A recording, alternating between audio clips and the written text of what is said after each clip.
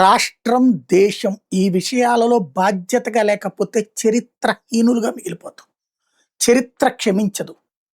రాష్ట్ర విభజనకి సంబంధించినప్పుడు మొట్టమొదట ఆ నినాదం స్టార్ట్ చేసినప్పుడు నేను చెప్పా, రాష్ట్ర విభజనకి బీజం పడుతోంది ఆగండ్రా నాయన అనేది. పట్టించుకోవాల. సరే అప్పుడు ఇవాల్టికి మళ్ళీ సోషల్ మీడియా లేదు, టీవీల్లో నా వాగుడికి సంబంధించి నడిచింది, అయిపోయింది. ఆ తర్వాత రాష్ట్ర విభజన ప్రకటన ఆగిపోవడం ఇవన్నీ జరిగినాయి. ఆ తర్వాత రాష్ట్ర విభజన దాకా వచ్చింది.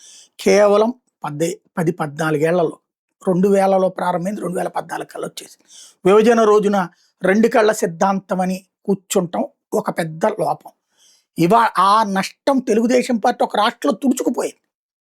ఇప్పుడు ఆ తెలుగుదేశంలోంచి ఇతర పార్టీలోకి వెళ్ళిన రేవంత్లో తెలుగుదేశాన్ని చూసుకుని బతకాల్సి వస్తుంది. కానీ ఆ రాష్ట్రంలో తెలుగుదేశం ఇక జీవితంలో కోలుకోలేని పరిస్థితి అయిపోయింది. ఒక రాష్ట్రంలో సర్వనాశనం అయిపోయింది. అయినా ఇప్పటికి కూడా రాష్ట్ర విభజన తర్వాత మళ్ళీ కొత్త రాష్ట్రం ఏర్పాటు, కొత్త రాష్ట్రంలో మన రాజధాని మొదటిసారి అవకాశం ఇచ్చారు. అమరావతిలో జరిగిన లోపాలే కదా చివరికి ఆ నియోజకవర్గంలో కూడా ఓడిపోవడానికి కారణమైనటువంటిది. సరే జగన్ చేసిన 3 రాజధానుల పొరపాటు తప్పు వలన అతను దెబ్బతిన్నాడు. లేకపోతే మంగళగిరి ఓడిపోవడం ఏంటి, అక్కడే ఓడిపోవడం ఏంటి తాడికొండ. అయినా మనం గ్రహించకపోతే ఎట్లా? ఇవాల్టికి కూడా రాజధానికి సంబంధించి ప్రజలకు స్పష్టత ఇవ్వకపోతే ఎట్లాగా? ఎవరికాళ్ళు మాటలు మార్చుకోవడం ఎందుకు? ఇప్పుడు నవనగరాలతో కూడిన విజయవాడ, గుంటూరుతో కూడిన రాజధాని. అసలు ఇప్పుడు అంశం ప్రస్తావన ఏది? ఇందులో నవనగరాలు ఎక్కడున్నాయి ఇప్పుడు? ప్లస్ విజయవాడ, గుంటూరు కలపకుండా రాజధాని ఇంకేంటి రాజధాని? 29 గ్రామాలతో కూడినటువంటి రాజధాని 1 కోటి మంది జనాభాకి వేదిక అవుతుందా? ఎలా సాధ్యమవుతుంది? ఎందుకని కనీసం నిన్న విభజనకి సంబంధించినటువంటి చట్టంలో మార్పులు చేయమన్న రోజుకు కూడా మనం ఎందుకు తీసుకురావట్లేదు? ఇదే మాటలు ఇదివరకు కూడా చట్టబద్ధత గురించి రాష్ట్ర విభజనకు సంబంధించిన తీర్మానాలు, ఇప్పుడు అసెంబ్లీ తీర్మానాలు అయిపోయింది. ఇంతకుముందు రాష్ట్ర విభజనకు సంబంధించి కూడా మనం చెయ్యొద్దని తీర్మానం చేసాం. ఏకగ్రీవ తీర్మానం చేసాం కిరణ్ కుమార్ రెడ్డి ఉన్నప్పుడు. అటు చేయకుండా ఉన్నాడా? ఇక్కడ రేపు పొద్దున మనకి సమస్య ఏంటి? ఫిక్స్డ్గా జనమందరూ అంగీకరించే రాజధాని కావాలంటే విజయవాడ, గుంటూరుతో కలిపిన రాజధాని జరిగి తీరాలా? మంగళగిరి, విజయవాడ, గుంటూరు, తెనాలి కలపకపోతే రాజధాని వృధా. మనం ఎప్పటికీ ఓ పల్లెటూరుగానే మిగిలిపోతాం. ఆ ప్రాంతంలో మాత్రమే బిల్డింగులు కట్టుకో, 100 బిల్డింగులు కట్టుకో, ఏం ఎదుగుతావు నువ్వు అక్కడ? అక్కడికి మాత్రమే వెళ్ళి బతకాలంటే కోట్ల ఉన్నోడు అక్కడికి రావాలంటే సామాన్యుడు రాలేకపోతే, ఉండలేకపోతే ఏంటి ఇంకా దానివల్ల ప్రయోజనం? నెంబర్ 2, ఏది పర్యావరణ హిత రాజధాని అని ఇంతకుముందు పవన్ కళ్యాణ్ గారు చెప్పారు. గ్రీన్ క్యాపిటల్ అన్నారు. ఏంది ఇప్పుడు గ్రీన్ క్యాపిటల్? ఏమైపోయింది? ఎక్కువ ఖర్చు అక్కర్లేదన్నారు. ఇప్పుడేం కోట్లు ఖర్చు అంటున్నారు, 1000 కోట్లు ఖర్చు అంటున్నారు. బీజేపీ ఆ రోజున ఏం చెప్పింది?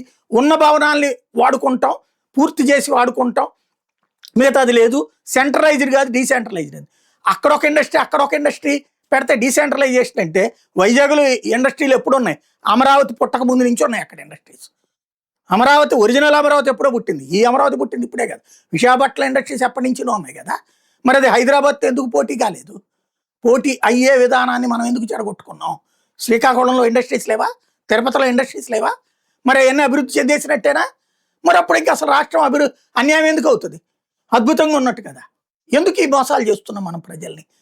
విజయవాడ, గుంటూరు, తెనాలి, మంగళగిరి VGTM కూడా పరిధి అది ఇప్పుడు capital regional development authority CRDA.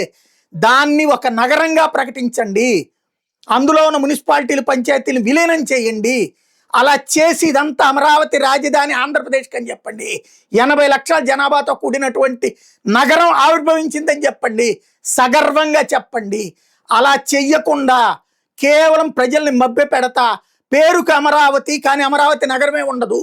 Amaravati కేవలం పంచాయతీ మాత్రం ఉండదు. అది కూడా అమరలింగేశ్వర స్వామి టెంపుల్ అంటే రాష్ట్ర ప్రజల్ని పచ్చి దగా చేయటం. ఆ పాపంలో ఇప్పుడు భారతీయ జనతా పార్టీ, జనసేన పాలు పంచుకుంటే ఈ ప్రజలకి మీరు చెప్పే సమాధానం ఏంటి రేపు పొద్దున? ఈ ప్రజలు మోసం చేయడం కాదా మీరందరూ కలిసి? ఖచ్చితంగా వైసీపీ చేసిన పాపం, తప్పు, 3 రాజధానులు అది చేత కాకపోవడంతో వాళ్ళు నాశనం అయ్యారు. ఇవాళ రాష్ట్రాన్ని నాశనం చేయద్దు అందరూ కలిసి. అమరావతి రాజధాని ఆ రైతులకి భూములు ఇవ్వడం దగ్గర నుంచి విజయవాడ, గుంటూరు, తెనాలి ఇవన్నీ కలపకపోతే ఇది ఒక పంచాయతీ ఆర్ మున్సిపాలిటీగానే మిగిలిపోతుందన్న చంద్రబాబు గారి మాటే సాక్ష్యం. ఇదివరకు చట్టబద్ధత లేదురా నాయన అని నేను 1,00,000 సార్లు చెప్తే గెజిట్ లేదు, గెజిట్ కాలేదు అంటే అదిగో ఇదిగో అని దిక్కుమాలిన దొంగ కాగితాలు చూపెట్టారు. ఇప్పుడు మరి చట్టబద్ధత కోసం ఎందుకని చెప్పి మరి మీరే తీర్మానం చేశారు. అది కూడా అసెంబ్లీలో మళ్ళీ మండల్లో లేకుండా. ఎవరిని మోసం చేసుకోవడానికి? ఆ ప్రజల్నే మోసం చేస్తున్నాం, నమ్మిన వాళ్ళనే మోసం చేస్తున్నాం మనం. మొత్తం ఈ రాష్ట్రం బాగుపడాలంటే అమరావతి రాజధాని కావాలి, సెంట్రలైజ్డ్ క్యాపిటల్గా. అలా జరగాలంటే ఇవన్నీ కలిసి తీరాలి. అది ఇప్పటికైనా ఆలోచించాల్సిన విషయం.